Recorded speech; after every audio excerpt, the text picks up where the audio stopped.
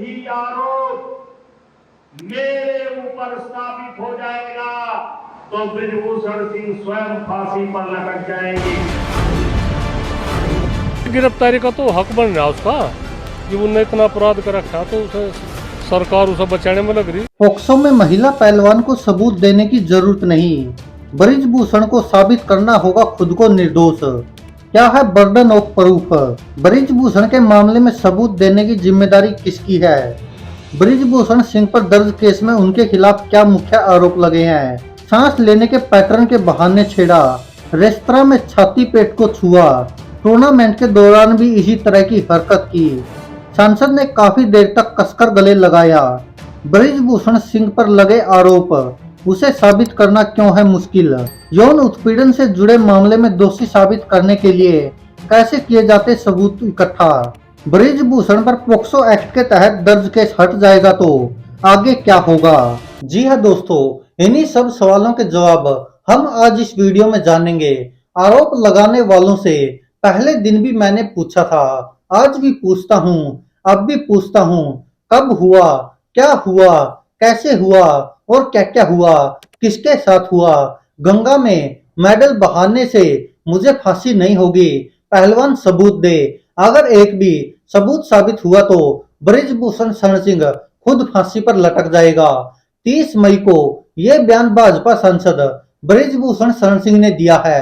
वह यौन उत्पीड़न के आरोप लगाने वाली एक नाबालिग समेत 7 महिला रेसलर्स को सबूत देने की चुनौती दे रहे हैं। वहीं दिल्ली पुलिस ने कहा है कि सबूतों के अभाव में ब्रिजभूषण शरण सिंह की गिरफ्तारी नहीं हुई है।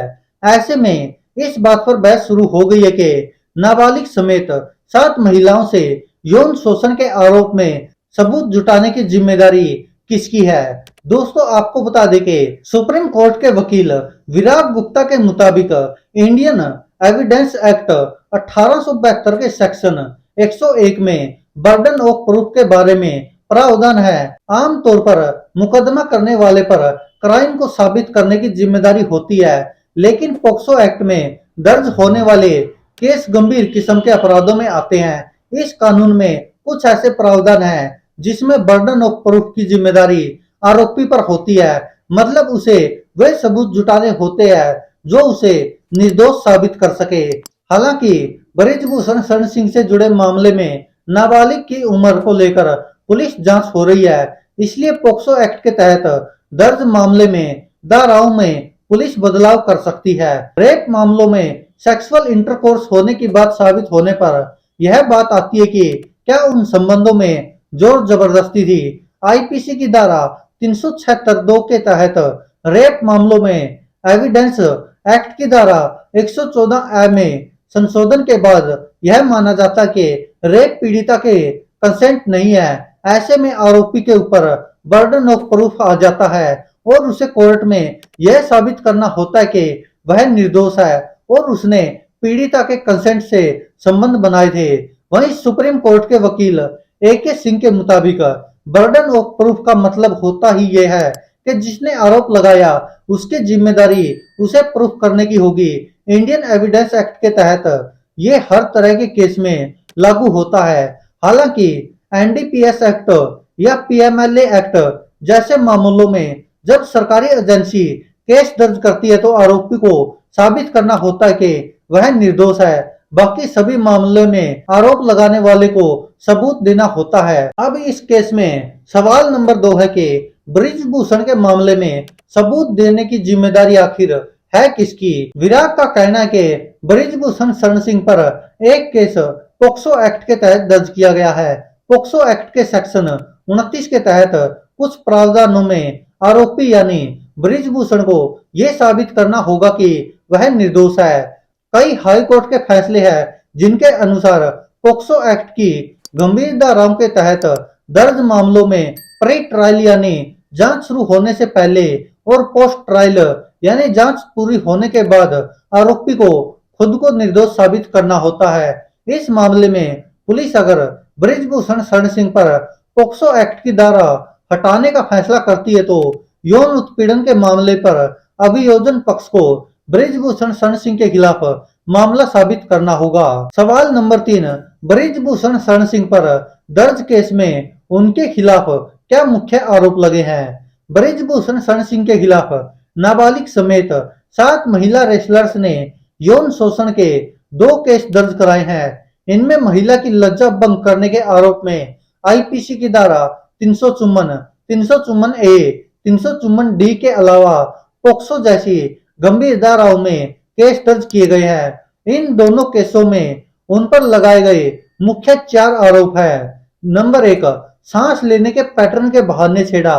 रिपोर्ट के मुताबिक पीड़ित महिला पहलवानों ने शिकायत में कहा है कि बृजभूषण शरण सिंह ने उन्हें सांस लेने के पैटर्न के बहाने गलत तरीके से छुआ।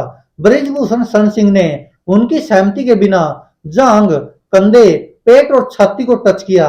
छेड़छाड़ के लिए बृजभूषण शरण सिंह ने सांस के पैटर्न को चेक करने का बहाना बनाया। नंबर 2, रेस्तरां में छाती पेट को छुआ। एक रेसलर ने अपनी शिकायत में बताया कि 2016 में टूर्नामेंट के दौरान बृजभूषण शरण सिंह एक रेस्तरां में था, जहां कथित तौर पर सांसद ने उसकी छाती और पेट को छुआ। इस घटना के बाद महिला पहलवान बुरी तरह घबरा गई थी। उसका खाना खाने का मन नहीं था और वो पूरी रात सो भी नहीं पाई थी। वहीं एक और तीसरा आरोप है, टूर्नामेंट के दौरान इसी तरह की हरकत की। महिला रेसलर ने अपनी शिकायत में यह भी कहा कि 2019 में वह एक टूर्नामेंट में हिस्सा ले रही थी। वहां भी बृजभूषण शरण सिंह ने उसकी छाती और पेट पर हाथ लगाकर उसका उत्पीड़न किया।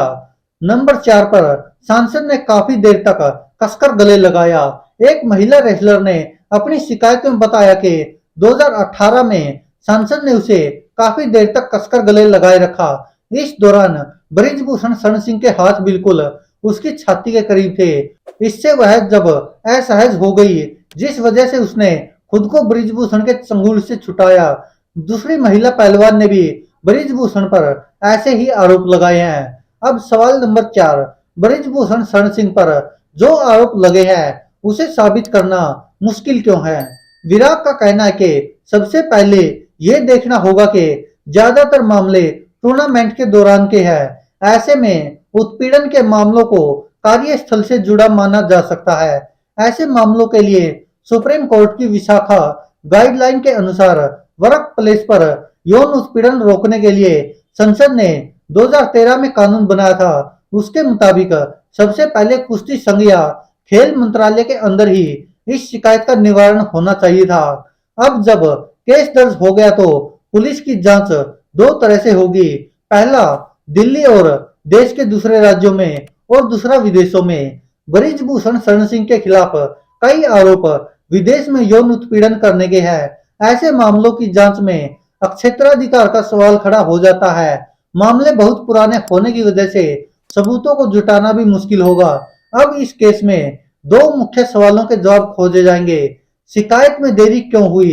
पुलिस और सुप्रीम कोर्ट में मामला जाने से पहले किन लोगों से शिकायत की गई और उन्होंने कार्रवाई क्यों नहीं की? जो आरोप लगाए गए हैं उनमें पीड़ितों के बयान के अलावा अन्य और कितने सबूत मौजूद हैं? अधिकांश मामले पुराने हैं जहां पीड़ितों की मेडिकल रिपोर्ट भी नहीं होगी।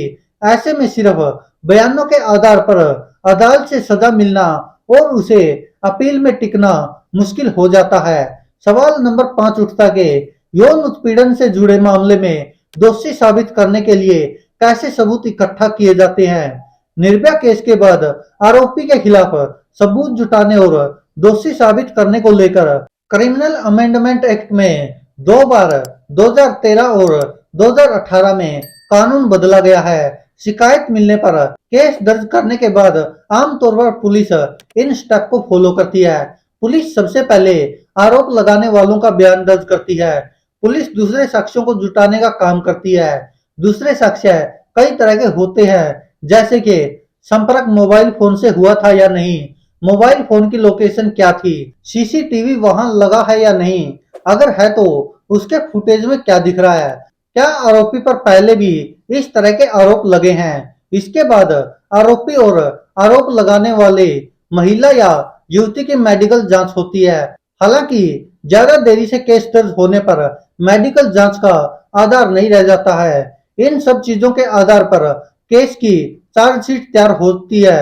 इसी के आधार पर कोर्ट में केस मजबूत होता है। सवाल नंबर 6 उठता कि क्या सेक्सुअल हैरेसमेंट और पोक्सो एक्ट में दर्ज केस की कार्रवाई के नियम बाकी धाराओं में दर्ज केस से अलग होते हैं? 2012 में निर्भया कांड की वजह से यौन अपराधों के मामले में जांच के लिए वर्मा कमीशन बना। 2013 में इस कमीशन की रिपोर्ट आने के बाद कई कानूनों में बदलाव हुए।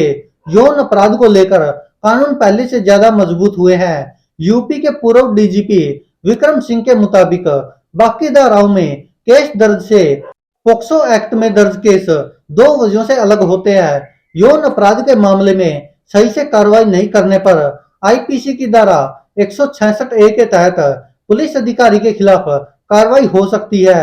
उचित कार्रवाई नहीं करने वाले अधिकारियों को अपराधी माना जाएगा और उन्हें 6 महीने तक की जेल हो सकती है। सेक्सुअल हैरेसमेंट के केस में सीआरपीसी के तहत 90 दिनों के अंदर जांच पूरी होनी चाहिए। अरेस्ट के लिए कोई तय समय सीमा नहीं होती है।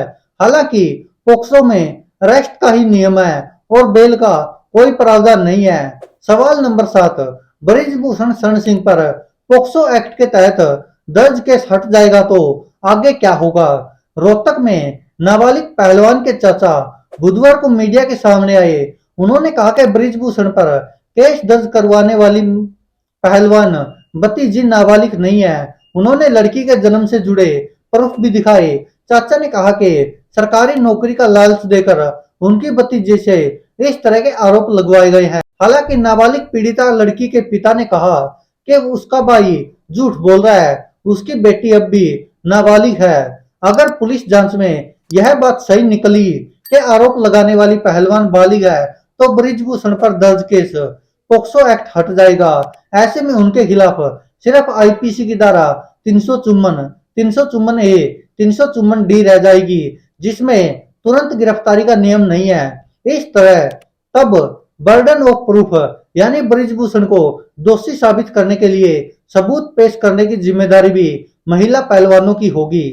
दोस्तों, इस पर आप क्या सोचते हैं? अपनी राय कमेंट बॉक्स में जरूर दीजिएगा, क्योंकि जिस तरह पोक्सो एक्ट के अंदर भी अलग अलग सेक्शन होते हैं और जो दिल्ली पुलिस ने बृजभूषण शरण सिंह पर लगाया है वह सेक्शन 10 लगाया है, जिसके तहत तुरंत गिरफ्तारी नहीं की जा सकती। और महिला खिलाड़ी और प्रदर्शनकारी लोग कह रहे कि दिल्ली पुलिस ने जानबूझकर ऐसी धाराएं लगाई है जिससे कि बृजभूषण शरण सिंह की गिरफ्तारी संभव ही ना हो।